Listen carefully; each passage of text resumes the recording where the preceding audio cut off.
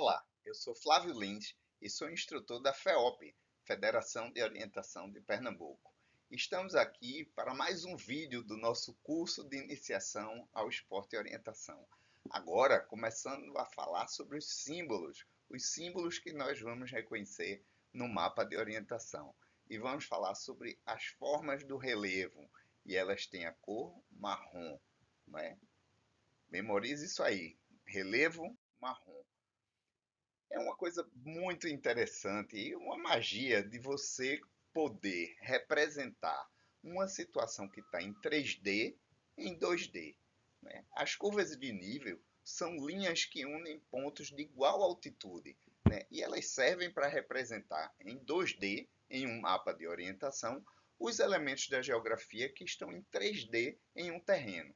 Aqui nós temos um exemplo desse monte aqui, desse morrozinho aqui, com duas corcovas, né, com dois picos. E isso é como se a gente fatiasse esse morro em fatias iguais, já que a altitude tem que ser igual. Então, essa espessura dessa fatia tem que ser igual. A gente fatia e depois a projeção de cada um deles nós plotamos no terreno. E isso aqui fica como uma curva de nível e dá a ideia de que entre um espaço desse e outro há uma diferença vertical na equidistância daquela curva. Não é? Como está aqui a representação de um morro, cada curva aqui ela tem a sua altitude até chegar no pico. Não é? Aqui também nós podemos ver aqui essa figura em 3D e aqui em 2D como ficaria.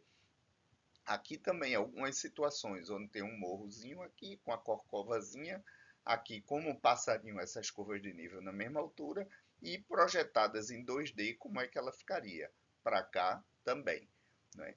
Então as curvas de nível elas servem principalmente para isso e elas são representadas assim no terreno, nessa uma linha na cor marrom.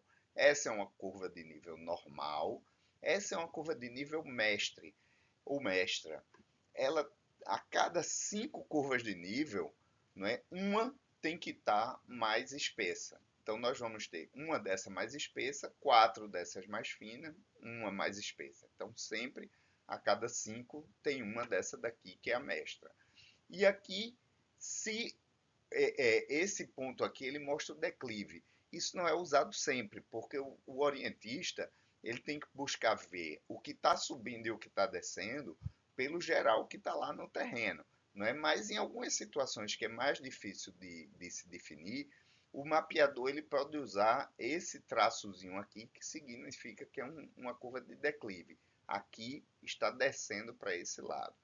Aqui também nós temos curvas de nível auxiliar, como essas aqui que são tracejadas, né? Essa daqui para aqui não tem a mesma equidistância, né? A equidistância está daqui para cá, mas existe uma diferença aqui no terreno que ela precisa ser representada. É como se tivesse um cucurutozinho aqui pequeno, mas que não chegava nessa cota da curva de nível. Então, o mapeador pode considerar isso aqui com curvas de nível auxiliar, tanto para aclives como aqui para declives. Aqui a gente observa uma pequena, mostrando como se tivesse uma certa depressão aqui nesse terreno. Então, aqui são curvas de nível auxiliar. Algumas características das curvas de nível. Todos os pontos de uma mesma curva de nível têm a mesma elevação. Então, aqui, se está 15 metros, todos esses pontos estão aqui a 15, todos esses aqui a 10, todos esses aqui a 5. Logo, duas curvas de nível não podem se encontrar e numa só. Isso não pode acontecer, porque cada curva de nível tem uma mesma cota de altura. Então, isso aqui não pode acontecer. Muito menos elas podem se cruzar, né? Já que essa daqui está a 10 metros, a de 5 metros não pode passar por cima dela.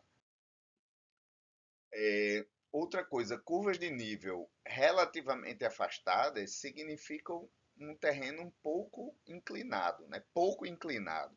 Então, quanto mais plano vai ser o terreno, mais distância nós vamos ter entre uma curva de nível e outra. Pelo contrário, um terreno quanto mais íngreme, quanto mais ele tem um declive acentuado, mais próximas vão estar a curva de nível. Por quê? Desse ponto para esse aqui nós temos aquela equidistância. Vamos dizer que essas curvas são de 5 metros de distância, aqui ela estaria bem mais inclinado do que aqui. E o espaçamento entre as curvas de nível indica o tipo do terreno quanto ao declive, né? Então aqui a gente pode ver também que as curvas aqui estando mais perto, o declive aqui é maior. E aqui elas estão mais separadas, o declive dessa área aqui é.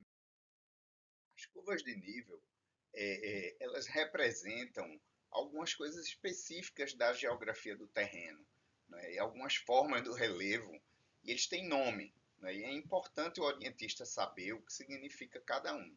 Talveg. Talveg é aquela descida, né, do morro onde desce geralmente uma corrida de água. Aqui nós temos uma foto de um talveg, né? E ele está mostrado aqui. Quando você anda pelo meio do talveg, ao seu lado o terreno é mais alto, né? Tudo que está ali é mais alto. Ao contrário de um espigão, né? Um espigão é o contrário, é quase como se fosse assim um nariz, onde você vai andando aqui por cima e a parte de lado é mais baixa, né? Um platô é parecido também, geralmente o platô é mais plano. A depressão, né, a gente observa, por exemplo, um açude seco, né, ele vai formar uma depressão no terreno, mas não precisa nem aquilo necessariamente ter água, mas às vezes quando chove, junta água numa depressão. E o colo, que é aquela porção que fica entre dois cumes, né, que a gente observa um cume, aqui outro cume, e no meio tem o colo, né, que é essa área plana entre dois morros.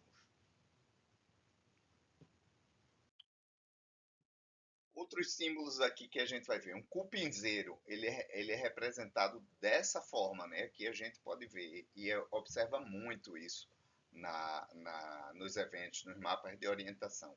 Lembro que ele tem que ser grande, tá? Ele tem que ter em torno de 1 metro de altura ou que chame bastante atenção. Não é um símbolo e esse símbolo sempre tem que estar apontado para o norte. Buraco de terra, está aqui um buraco de terra, não é? É um símbolo sempre apontado para o norte. Um barranco, então ele vem aqui, qualquer corte de barro, qualquer corte numa colina, numa barreira, que ele faça esse barranco de terra, nós vamos representar assim ou assim. Aqui ele está numa estrada, para passar a estrada foi cortada essa barreira, e aqui ficou o barranco, ele é representado aqui. Aqui para tirar barro, não é? Ele vai fazendo esse U aqui e ele está representado aqui desse jeito. Aqui embaixo tem uma depressão, não é? Aqui com várias curvas de nível. Né? E aqui uma pequena depressão. Ela não dá para ser representada no mapa, uma pequena depressão, porque o espaço dela, se a gente fosse medir para fazer isso aqui assim, né, ela ficaria tão pequena que não ficaria só quase um ponto desse aqui. Então nós representamos desse jeito, né, nesse formato, e sempre também voltada para o norte. Uma vala seca. Né? Está aqui uma vala seca no terreno, ela é uma linha e ela é representada como esse pontilhadozinho. Aqui, erosão, né? Várias erosões. Ele vai fazendo aqui o formato dessas erosões aqui, que se for só como uma vala seca, uma coisa bem pequena, ela é representada assim. Mas uma erosão propriamente dita, como uma ravina, também chamada ravina, ela é feita nesse formato aqui, parece uma curva de nível. Né? Um montículo no terreno, está aqui. Né? Então não dá para desenhar como um cume com uma curva de nível, ele é pequeno, né? ele não tem a distância da curva de nível que precisa, mas mostra que está ali o montículo e ele é representado nesse formato. Terreno irregular, né? Ele é representado com esse pontilhado aqui marrom. Menor densidade ou maior densidade, de acordo se for um terreno muito irregular, que dificulte muito a progressão do atleta, ele vai estar assim mais adensado, se for menos, ele vai estar mais aberto. E um muro de terra, que a gente pode ver, por exemplo, o balde de um açude, né, o que circunda o açude, ele vem nesse formato aqui. Se o muro tiver em ruína, um muro de terra que foi separado para fazer um leirão, ou um açude que rompeu, que ele pode estar todo danificado, ele pode ser feito assim. Né? Ele fica um muro de terra desse jeito, interrompido, que ele mostra que está em ruína. E agora nós vamos para os nossos testes. Esse vídeo ele tem dois testes, né? Esse primeiro ele é subdividido em dois. Você vai entrar lá e vai responder duas perguntas.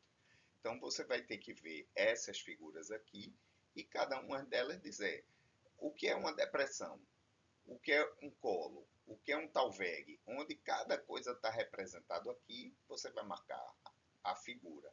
Depressão é a figura 1, 2, 3, 4. Depois tem outra pergunta que você vai responder também a depressão, como que ele está no mapa.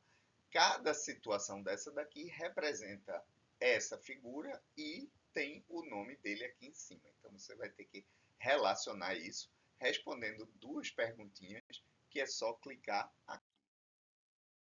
E aqui nós temos também uma figura, né, representando um terreno, e aqui a representação gráfica no mapa, que você vai ter que definir cada uma dessas. O A é o 1, é o 2, é o 3, assim por diante. Então você vai clicar aqui e você vai responder o que fazendo a correlação entre essa descrição aqui do mapa com o que você está vendo aqui no terreno. Preste atenção a cada uma das coisas que tem aqui para poder observar. Lembrando que aqui a gente está trazendo só a parte de forma de relevo. Ok? Bom, gente, terminamos mais um vídeo.